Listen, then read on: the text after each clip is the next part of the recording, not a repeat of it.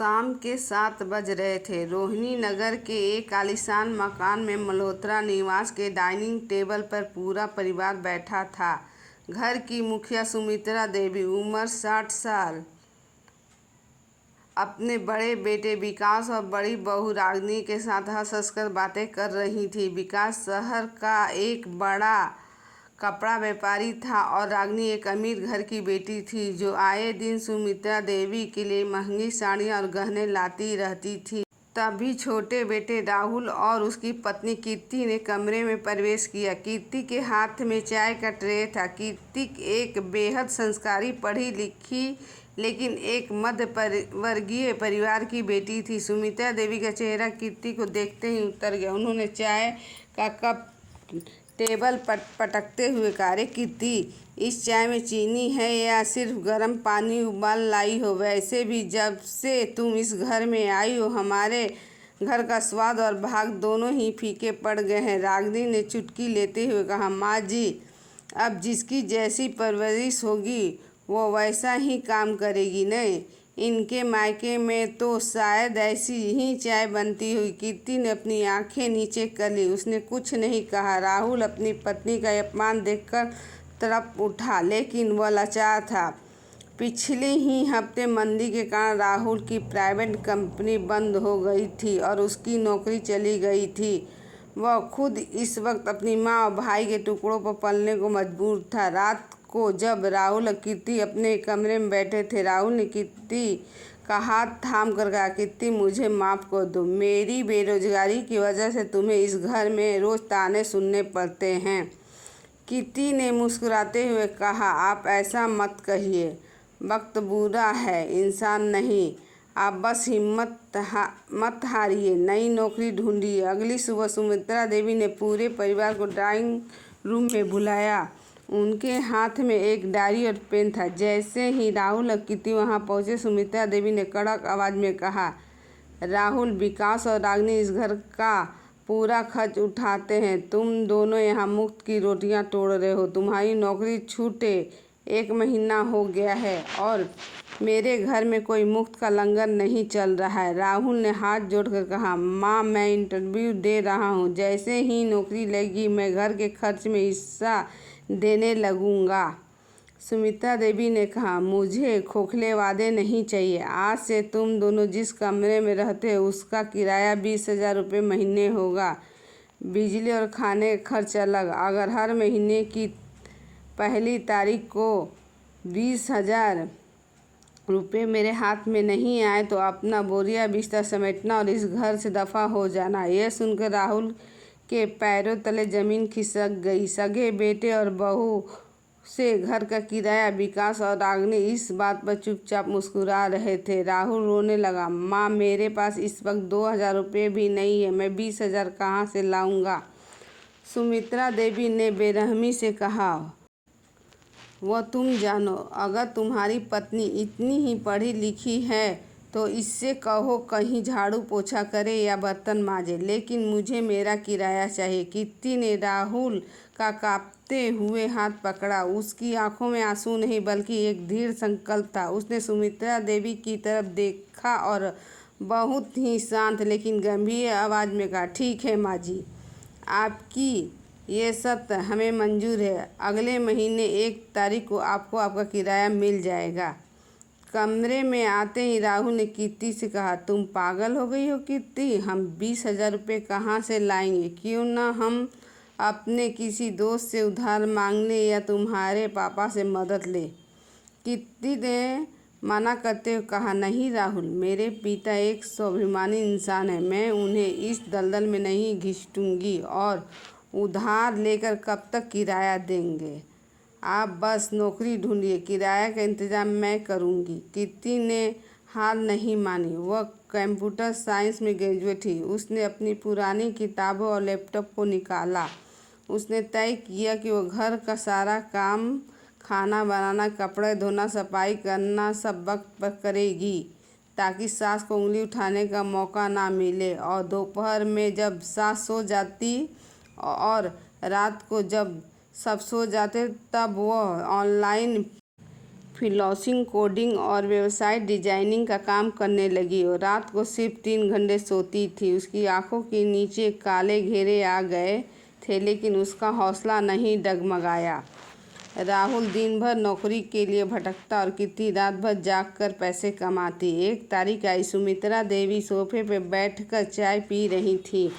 उन्होंने ताना मारा, आज 1 तारीख है, क्या किराएदार अपना कमरा खाली कर रहे हैं? तभी कीर्ति सीढ़ियों से नीचे उतरी। उसके हाथ में बिल्कुल कड़क 500 के नोट की गड्डी थी। उसने वह गड्डी सुमित्रा देवी के पैरों के पास मेज पर रख दी।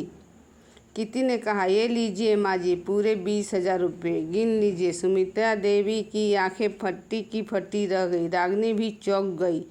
सुमित्रा देवी ने नोट उठाते हुए कहा, कहाँ से आए ये पैसे? कहीं अपने बाप के घर से तो चोरी करके नहीं लाई? कीर्ति ने मुस्कुराकर कहा, माँ जी, मेहनत की कमाई है, आपको किराए से मतलब होना चाहिए, सोर्स से नहीं। ये सिलसिला पूरे 1 साल तक चला। हर महीने की 1 तारीख को कीर्ति बिना 1 मिनट की देरी किए 20,000 रुपये सुमित्रा देवी के हाथों में थमा देती। इस बीच कीर्ति का ऑनलाइन काम इतना बढ़ गया था कि उसने अपनी एक छोटी सी रजिस्टर कंपनी शुरू कर दी थी, जिसका नाम उसने अपने पति के नाम पर रामनारायण टेक सॉल्यूशन रखा था। राहुल को भी एक अच्छी कंपनी में मैनेजर की नौकरी मिल गई थी, लेकिन कीर्ति ने राहुल के पैसों को छूने तक नहीं दिया। उसने राहुल की सैलरी को पूरी तरह सेविंग में डाल दिया। इधर बड़े बेटे विकास को अपनी अमीरी होने का बहुत घमंड था। उसने अपनी पत्नी रागिनी के उकसाने पर एक बहुत बड़े सट्टेबाजी और नए शेयर मार्केट प्रोजेक्ट में हाथ डाल दिया। उसने अपनी माँ सुमित्रा देवी को बहला फुसलाकर उस पुश्तैनी मकान के कागजात पर दस्तखत करवा लिए और मकान को बैंक में गिरवी रखकर 50 लाख का बिजनेस लोन ले लिया। लेकिन लालच का अंत बुरा होता है। वह नया प्रोजेक्ट पूरी तरह डूब गया। विकास का कपड़ा बिजनेस पूरा रातों रात दिवालिया हो गया। मार्केट के कर्जदार उसके घर के चक्कर काटने लगे। एक सुबह मल्होत्रा निवास के बाहर 2 बड़ी गाड़ियां आकर रुकी। उसमें बैंक के अधिकारी और पुलिस वाले थे। उन्होंने घर के मुख्य दरवाजे पर एक बड़ा सा लाल रंग का सीलिंग और नीलामी का नोटिस चिपका दिया। सुमित्रा देवी चिल्लाने लगी, ये क्या बदतमीजी है? आप मेरे घर पे ये बोर्ड क्यों लगा रहे हैं? बैंक अधिकारी ने कहा, माँ जी, आपके बड़े बेटे विकास मल्होत्रा ने इस घर पर 50 लाख का लोन लिया है। पिछले 6 महीनों से एक भी किस्त जमा नहीं हुई और ब्याज मिलाकर अब ये रकम 58 लाख रुपए हो चुकी है। अगर आप दोपहर 12 बजे तक ये रकम जमा नहीं हुई तो ये घर नीलाम कर दिया जाएगा और आप सबको अभी के अभी घर खाली करना होगा। ये सुनते ही सुमित्रा देवी के पैरों तले जमीन खिसक गई। उन्होंने विकास को बुलाया। विकास, ये क्या कह रहे हैं बैंक वाले? तुमने मेरा घर गिरवी रख दिया? विकास ने अपना सिर पकड़ लिया और रोते हुए कहा, हाँ माँ, मैं बर्बाद हो गया। मेरे पास इस वक्त 58,000 रुपये भी नहीं हैं। 58 लाख कहाँ से लाऊंगा? हम सड़क पर आ गए हैं माँ। सुमित्रा देवी ने रागिनी की तरफ देखना। रागिनी बहू, तुम तो बहुत अमीर घर की हो, अपने पापा से कहो हमारे घर की इज्जत बचा ले। रागिनी ने तुरंत अपने रंग बदल लिए।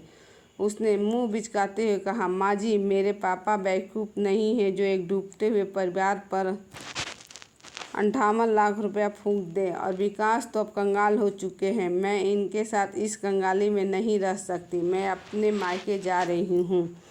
रागिनी ने अपना सूटकेस उठाया और अपनी माँ के घर चली गई। सुमित्रा देवी सोफे पर बैठकर फूट फूट कर रोने लगी। जिन पर उन्हें सबसे ज़्यादा नाज था, उन्होंने ही उन्हें मझधार में छोड़ दिया था। उन्होंने अपने उन सभी अमीर रिश्तेदारों और दोस्तों को फ़ोन किया जो कभी उनकी पार्टियों में आते थे, लेकिन आज सबने उनका फ़ोन काटना शुरू कर दिया। घड़ी की सुइयां टिक टिक कर रही थी। सुबह के 11 बज चुके थे। सिर्फ 1 घंटा बाकी था। सुमित्रा देवी रोते हुए राहुल से बोली, राहुल बेटा, मुझे माफ़ कर दे। मैंने तेरे साथ बहुत बुरा किया। आज मेरा घमंड टूट गया। हम सड़क पर आ जाएंगे। तभी कीर्ति अंदर से आई। उसके हाथ में एक काले रंग का बैग था। वो बहुत ही शांत कदमों से सुमित्रा देवी के पास आई और उनके सामने पानी का गिलास रखा। कीर्ति ने कहा, माँ जी, पानी पीजिए, घबराइए मत। जब तक इस घर की किराएदार यहाँ हैं, मकान मालिक को सड़क पे नहीं आने देगी। सुमित्रा देवी ने रोते हुए कहा, तुम मेरा मजाक उड़ा रही हो कीर्ति? मुझे मेरी करनी की सज़ा मिल गई है। कीर्ति ने बैग खोला। उसमें से बैंक का लोन क्लियरेंस सर्टिफिकेट और घर के नए मालिकाना हक डीड के कागज निकालकर मेज पे रख दिए। बैंक अधिकारी ने कागजात देखे और सुमित्रा देवी से कहा, बधाई हो माँ जी, आपके घर की नीलामी रुक गई है। इस पूरे 58 लाख रुपए का भुगतान इस कंपनी रामनारायण टेक सॉल्यूशन द्वारा ऑनलाइन कर दिया गया है। आपकी छोटी बहू कीर्ति ने इस घर का पूरा कर चुकाकर इसे कानूनी तौर पर अपने नाम ट्रांसफ़र करवा लिया है। यह सुनकर सुमित्रा देवी और विकास राहुल दंग रह गए। सुमित्रा देवी ने कांपती आवाज़ में पूछा, कीर्ति, तुम्हारे पास इतने पैसे कहाँ से आए? कीर्ति ने गर्व से सिर उठाकर कहा, माँ जी, याद है 1 साल पहले आपने मुझे हर महीने 20,000 रुपये किराया मांगा था। उस दिन अगर आपने मुझे ताना ना मारा होता तो शायद मैं कभी अपने पैरों पर खड़ी होने की कोशिश नहीं करती। आपने मुझे घर से निकालने की धमकी दी थी तो मैंने रात भर जाकर अपनी खुद की सॉफ्टवेयर कंपनी खड़ी कर ली। राहुल की सैलरी और मेरी कंपनी के मुनाफे से आज मैंने ये पूरा घर खरीद लिया है। कीर्ति ने आगे कहा, आपने मुझे लाचार समझा था, लेकिन मेरे मुंशी पिता ने मुझे ये सिखाया है कि संकट के समय अपनों का साथ नहीं छोड़ते। ये घर अब मेरा है, लेकिन आप फिक्र मत कीजिए माँ जी, मैं अपनी सास से इस घर में रहने का कोई किराया नहीं मांगूंगी। आप इस घर में पूरे मान सम्मान के साथ रहेंगी। सुमित्रा देवी के पास शब्द नहीं बचे थे। उनका अहंकार पूरी तरह मिट्टी में मिल चुका था। वो सोफे से उठी और कीर्ति के पैरों में गिर पड़ी। उनकी आंखों से बहते आंसू उनके पश्चाताप की गवाही दे रहे थे। उन्होंने कीर्ति को गले से लगा लिया और कहा, मुझे माफ़ कर दे बेटी। मैं जिसे कबाड़ समझ रही थी वही मेरे घर का असली कोहिनूर निकली। कहानी की सीख, इंसान की पहचान उसके पैसे या कपड़ों से नहीं बल्कि उसके हुनर और संस्कारों से होती है। वक्त का पहिया जब घूमता है तो राजा को रंग और रंग को राजा बनते देर नहीं लगती।